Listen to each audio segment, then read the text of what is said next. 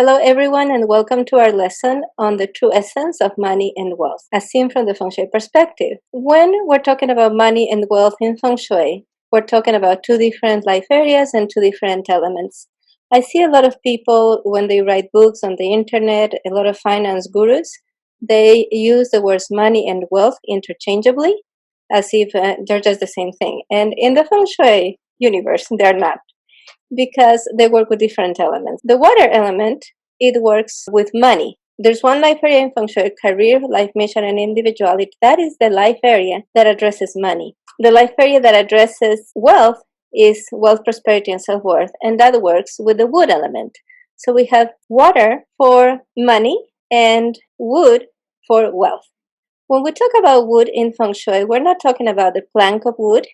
We're talking about the living tree, the living plant, or the living forest. And so money, if you think about it, is like water. That's why we also call money currency. It's like a currency that flows. And so money soaks and goes down. That's what money does. Money is always attracted by gravity. It always goes down. So if you don't invest money, it loses value. And if you don't have plans on what to do with your money before the money arrives, the money goes like water through your fingers, right? Now, wealth is about investing, and it has to do with the wood element is related to the tree or the healthy forest. It takes time, right? If you have an empty field and you want to plant a forest and you plant your seedlings or you plant seeds, it's going to take years before you have a healthy forest. So wealth is about perseverance, it's about persistence, it's about work and allowing time to do its thing. So there are different things. And so when we do an 9 Steps to Feng Shui consultation, when we get to the point where we're talking about the life areas, we address them separately. Money is associated with your ability to create abundance, things flowing to you. That is money, and that's associated with career. But wealth is the ability to grow things. And that means growing what in Feng Shui is considered the essence of wealth, is that wealth grows. It is natural for a person's or a family's wealth to grow from year to year.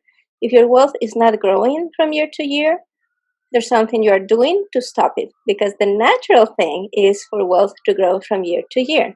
In the 9 Steps to Feng Shui system, we define wealth as the accumulation of property, connections, and skills. So every year, you should have more property, more connections, and more and better skills. That is what the person does naturally. We are hardwired to do that. I'm going to share with you another sophisticated graphic that I have created for you for these classes. You know, one of the things that has happened to me within the COVID situation is that I really don't feel like spending a lot of time in the computer. And I used to make a living doing graphic design, but this is what I do now. Okay, so you are going to focus first. Let me change positions here a little. Focus first on the graphic in the middle. There's you in the middle, and there's a lot of people around you that represent the community, the people that have an influence in you, and the people that you influence. And you see the green arrows are all the things that you receive from other people. There's all these things that you receive even from people you have never met. Every time you flip a light switch and the lights turn on, you're receiving the benefits from people that you have never met, who put up the light post, who run the cables, the people who are working at the electrical plant, people who are doing all sorts of things that you're not even aware that influence your ability to receive electricity in your home, right? So you're receiving constantly from people. And you're also, that would be the green arrows, and you're also giving constantly to other people, and that would be the blue arrows, right? And now I'm going to go through a series of stories and examples so that you understand the true essence of wealth.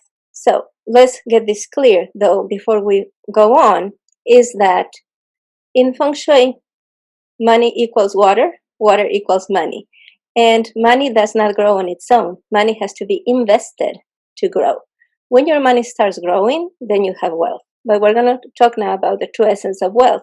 So the first example I want to share with you is that of a businessman I knew many years ago who had a history of living in a roller coaster. This businessman would work hard 1 year make a lot of money, close the year with lots of profits. And the next year, instead of doing the same thing he had been doing that produced him a lot of money, he would come up with a brilliant idea for a new business. This new business was designed so he had to work the minimum, so that he didn't have to work almost at all. And that business would be a flop. And so the next year, he would go back to working on the business that generated the money. And then the next year, he would slack on the business and start to create another business where he was planning to hit it big so he wouldn't have to worry about money ever again, and so that he would not have to work at all again. And I see a lot of people, especially people who are attracted to things like The Secret, the law of attraction, and they just want to manifest money and they want to manifest wealth. And their approach is that they're going to do something that's going to be so lucky, that's going to produce so much wealth for them that they'll never have to work again, that they'll never have to put effort into surviving again. And that is what a lot of people visualize as their ideal. They really want this to happen. If they had a magic wand and that was going to resolve their wealth issues from now until forever, that's what they would do. One thing that they can do at one time so that they don't have to worry about money ever again. And so there was this businessman, right, that was like a roller coaster. One year he worked really hard. The next year he invested that money, lost that money. The next year he worked really hard, made money, and so forth, because he had the wrong approach. His purpose, his motive for being in business was not to provide a service. It was not to provide a product. It was not to contribute to society. His sole motive for being in business was to make money so that he could have a lot of wealth and not have to work ever again. That is an idea. If you're going to do this, if you're dreaming that you're going to get so much wealth, you'll never have to put effort into life again. That means that at a deep level, what you're wishing is for somebody to support you. And in a sense, this is a childish endeavor, because you want to be held, you want to be supported, you don't want to stand on your own feet, you want somebody to carry you. If you're just going to do one thing, accumulate a lot of stuff, and then let the rest of society take care of you. And it's kind of like becoming a parasite, because if you dream that you're going to hit it big so that you don't have to work anymore in your life and just be taken care of, it's sort of a parasitic idea. And most of the time, the universe is not going to help you do that. We'll get more in depth on why that is later on. I don't remember the name of this man, but he was in a documentary they did about nerds and how they changed the world. So there's this man, I think he used to work either for Xerox or Apple, and he invented the Ethernet. The Ethernet is the basis of the internet. So today, every time we're using the internet, we're using part of the technology he developed, and he gets a piece of that. And so he was able to retire really young, buy a cabin, a beautiful cabin in the mountains, and he spends his days fishing and out on his boat as he lives by a beautiful lake. And in this case, this person has done a contribution to humanity that is so large that the work he did continues to help people all over the world, even if he doesn't do another bit of work his whole life. Yet still, for him, the only reason he can retire and have a nice life is that other people are currently, in the present, working so that the work he did continues to be relevant. And here's where we come back to the graphic. You are in the center, you are receiving numerous things from other people, and you are also producing things to bless other people. So think here about all the people that are influenced by you. The people at the church where you volunteer, the people at the gym where you go work out, the people you are raising, you have children or grandchildren, your spouse, your friends, the people you serve in your work, and all the people that are benefited by things that you do. The true essence of wealth is being important to your community. The only way for you to be secure in wealth, to know that your survival is assured, is if the people in your community recognize how valuable you are to them, so that your needs are always going to be met because you are receiving as a consequence of the good you are giving. So the idea is that energetically, not, don't take this literally. This doesn't mean in terms of work, this doesn't mean in terms of investment, not in terms of money, but you should be giving the world more than what you are receiving energetically, not mathematically. Okay? When you are giving the world all sorts of blessings all the time, and that is stronger than what you're receiving from the world, you are going to have that feeling of being worthy, because wealth in Feng Shui is tied to self-worth. They're in the same life area. Life area number 4 is called wealth, prosperity, and self-worth. One of the things that I see with a lot of people today is that, because there's like an explosion of entrepreneurs right now. I know a lot of people who are starting businesses. And a lot of what I see is that there's these glass ceilings they have set up for themselves that are dependent on how good they feel about themselves. And so I see people, they reach a certain level and they're unable to make more money, or they're unable to grow their businesses because they don't feel like they're worthy enough. And then come these coaches that are telling them, you need to charge what you're worth. You need to raise your prices. You need to charge what you're worth. But if the person doesn't feel they're worth a lot, deep down, they don't feel like they're worth a lot, they're also not going to feel like anything they create or produce is worth it. Let's go back to the chart. You need to be needed by your community. And you see this in a lot of retired people that are very dissatisfied and unhappy, is because they don't feel they're needed anymore. Every person, every healthy person needs to be needed. And so the definition of wealth, again, is your possessions, which would be real estate and things that help you produce things, for example, machinery in a factory, but also your skills and your connections. That creates wealth. And so a combination of all that, of your possessions, your skills, and your connections, should make you needed in your community. Your community should be able to appreciate what you do for them. And if you went missing, if your business went missing, if what you do for others went missing, it would be sorely missed. But you're never going to feel that you're really worth financially if you don't feel worthy inside. Everybody needs to be connected, and everybody needs to be a part of a community, and everybody needs to feel necessary in that community. And that's one reason I recommend that everybody try to do a little bit of volunteering, because through that volunteering, they are going to feel that connection, and that's going to be really good for their self-worth. The life areas related to the wood element, which is the one that has a relationship with wealth, are also connected with action and growth.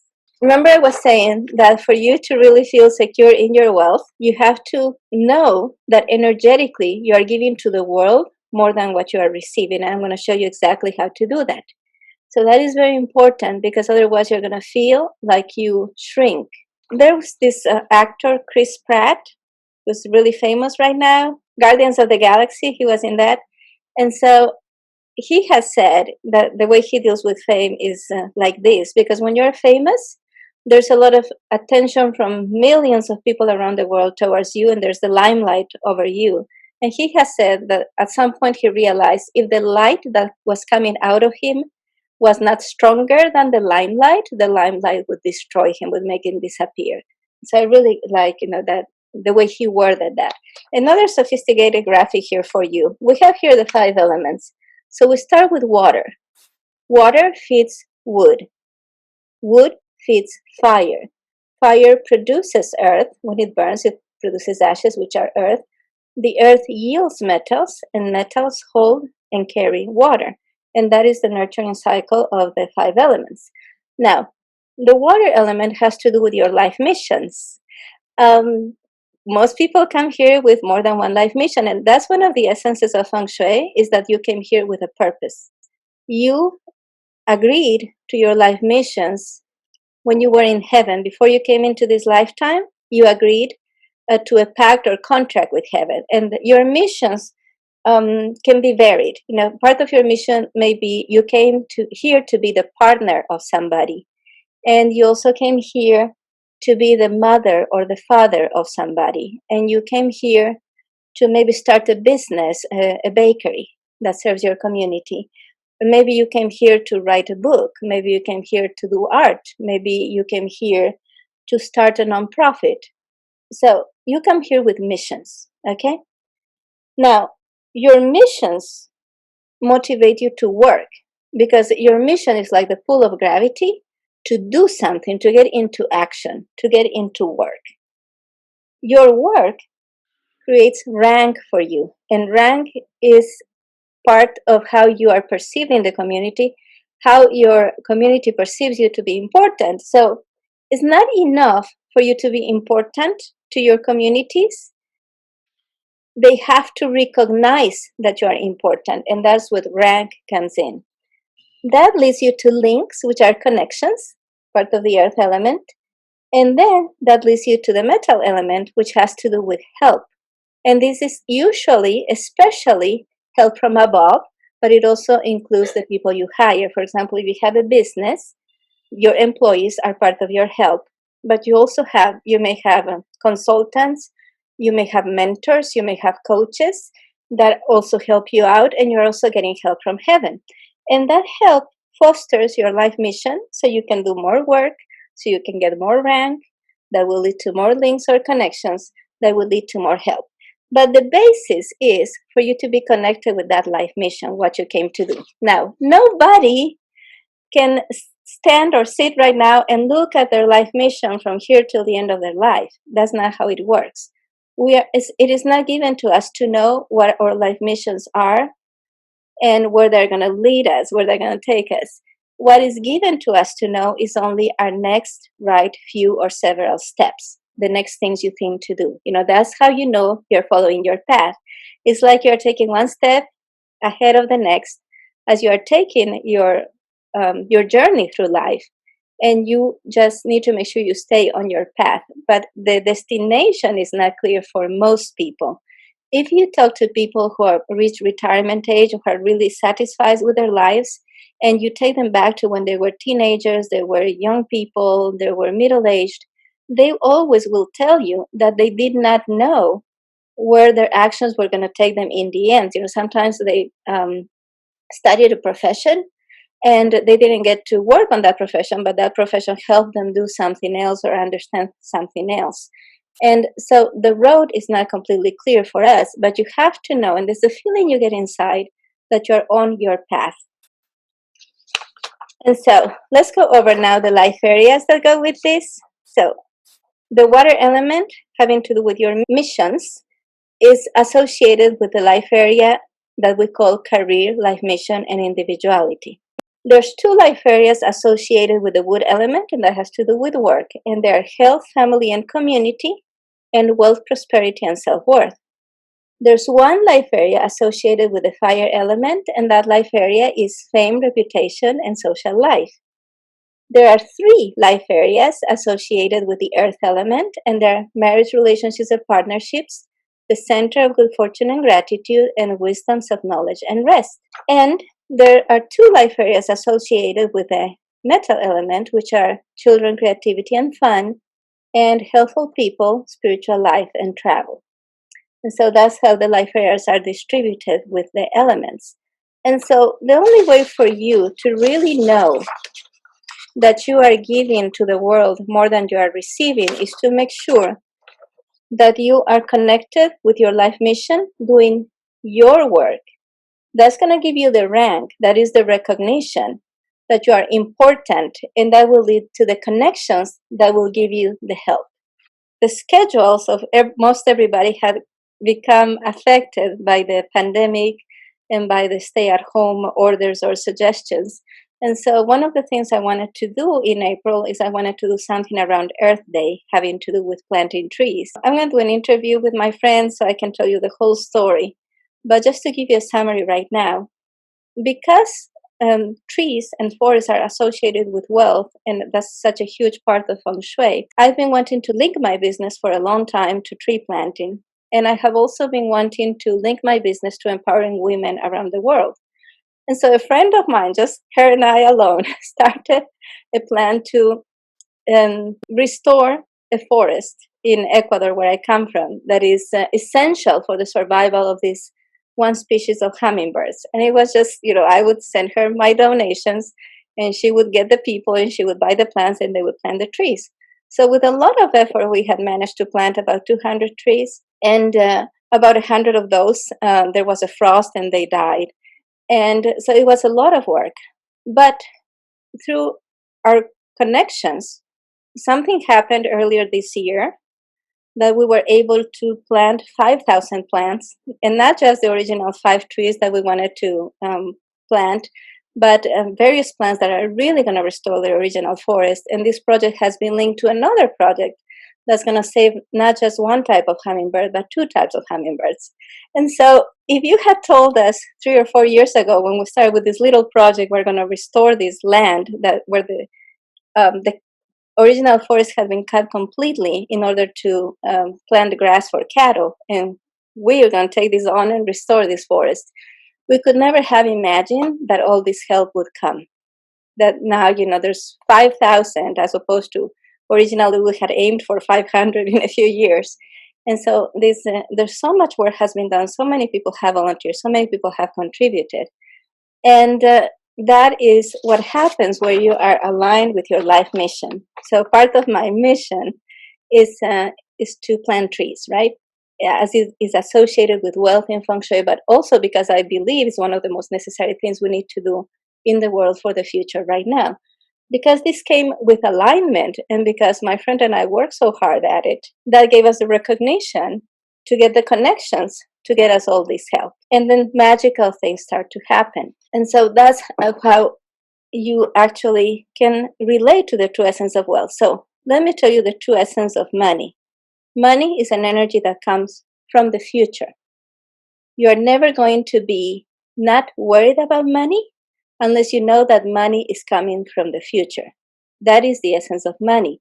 Money works with the water element and it flows. You need to be able to connect with the energy of abundance coming from the future to stop being worried about money. That is the essence of money. Now, the essence of wealth is that wealth grows, and it grows through work. You came here with jobs to do. You didn't come here to win the lottery so that you can spend your whole life just fishing or out on the boat or spending money and not do your work. From the Feng Shui viewpoint, that's not the way the world was designed. The world was designed for every person to come here and do their work. So when you're in alignment with that work, through your life mission, in alignment to that work, you get the recognition, the connections, and the help that you need. When you are on your path, it seems the whole universe starts helping you. A huge part of this is to get the healing that you need. It's very important to get that healing. Remember that I told you there's 2 life areas associated with the wood element. One is health, family, and community. The other one is wealth, prosperity, and self-worth. And so if your family of origin was not loving, if you were not nurtured, if you were not made to feel precious and important, it's going to be very hard for you to feel worthy in the world, especially as you do your work, because your work is unique, it's different, it's you, right? Your work is you. And so if you have a low sense of self-worth, you're going to start feeling that nothing you do is important, that nothing you do can make a difference, and that your work is worthless. And that is not a good way to live. And so what you want to do is you want to make sure you're in alignment with your life mission. You want to make sure you do the work, but you also have to do the internal work to heal any breaking of your spirit that happened when you were a child, where you were made to feel that you were not important or that you were not worthy. Now, an essential part of this healing is done through Feng Shui. Because as you work to turn your current home into a dream home, when your home becomes your dream home, every second that you spend in your home is going to give you good feedback. So if you come on your home and you see your facade, your curb appeal is fantastic, you're like, yeah, I'm doing great.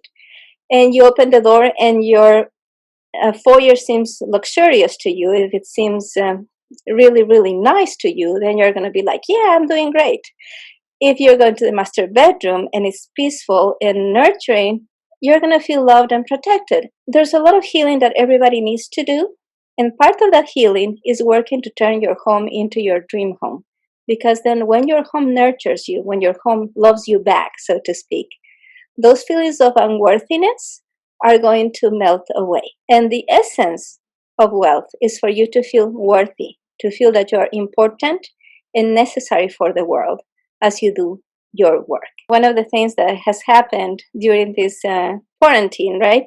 The people who are actively working on making their homes their dream homes, they haven't felt disconnected, they haven't felt unhappy, they haven't felt overwhelmed because their focus was on doing this and because we were connected, we were working together. While other people are despairing on what's going to happen and glued to the news, maybe you're looking for curtains, maybe you're looking for cushions, maybe you're trying to figure out what color to paint your walls. It has been amazing to have this happen at this time, to do all this at this time so that we can see how the people who are actively working on turning their homes into dream homes have stayed happy and steady this whole time. So there's a comment or question. The link to self-worth and how much you give out is interesting. Sometimes due to criticism in your childhood, you work too hard. Too hard. Yeah, that is true. If you were not made to feel worthy when you were a child, you may feel like no amount of work is enough and you may exhaust yourself and consume your energy in trying to prove you're worthy instead of doing your work. I am a stay-at-home mom. I feel like my woodwork area keeps me busy, but that my toil is mostly in obscurity. In the home, I do not feel like I have strong fire ranklings. That is so common for stay-at-home moms because, especially in the United States, because the United States does not reward you for being a stay-at-home mom. You don't tell people you're a stay-at-home mom and they're like, wow, I'm so amazed. How can you do that, right? And so it's important to remember your life missions. If you have children, your children become your life mission. And so other life missions may be put in the back burner while you raise your kids because they become so important. For a lot of people, while they're raising kids, they might even feel a disconnection from their passions. For example, you might have been, your passion may have been painting or writing before you had kids. And once you have kids, it seems not so important anymore to paint or to write. But once the kids start growing and become more independent, then that passion will come back. And at some point, you'll be able to do some of the things that are your passion with the children. One way that you get rank and recognition can be through your spouse. If you're raising children, you have a spouse. Some of that comes through your spouse. So it's important, especially if you're a household living in one income, it's important to work on the rank of your spouse during that time. But as you go through the Feng Shui process of turning your home into a dream home, the more important your home is to you, the more beautiful it is as you walk through the home, the more important you are going to feel. If you walk through a living room that has beautiful, comfortable furniture and you feel like you just walked into a photograph of a home and garden magazine and you love it, that is going to give you that sense of importance. And also, as a stay-at-home mom, you may have influence that you don't realize you have because you're probably going to moms groups, you're probably volunteering for different things, maybe you have joined co-ops, especially if you're homeschooling. And so you may not realize how much influence you have because society does not put a limelight on that, so then it becomes your job to shine the light on the good that you do. Is it good to hang a tapestry with a forest in the money corner by a related placing? No, there's no money corner. There's a money midpoint, and that is in the center of the wall that holds your main entrance, or in your foyer. If your foyer is center, that is the money place. And for that, what you want is a waterfall or a water fountain. The wealth corner is at the back left when you're looking at the home from across the street. The back left, that's your wealth corner. And then in that case, yes, tapestry with a forest is an excellent cure for the wealth area. Anything with a forest, anything with a tree. What you want to avoid is having too much water in that image. It's better to actually not have water in that image. But yeah, that is important. Most Feng Shui teachers and consultants don't differentiate between money and wealth, and that creates a lot of confusion. How to address the missing part of the home L shape, which is mission. I recall you mentioned once that missing areas are challenge.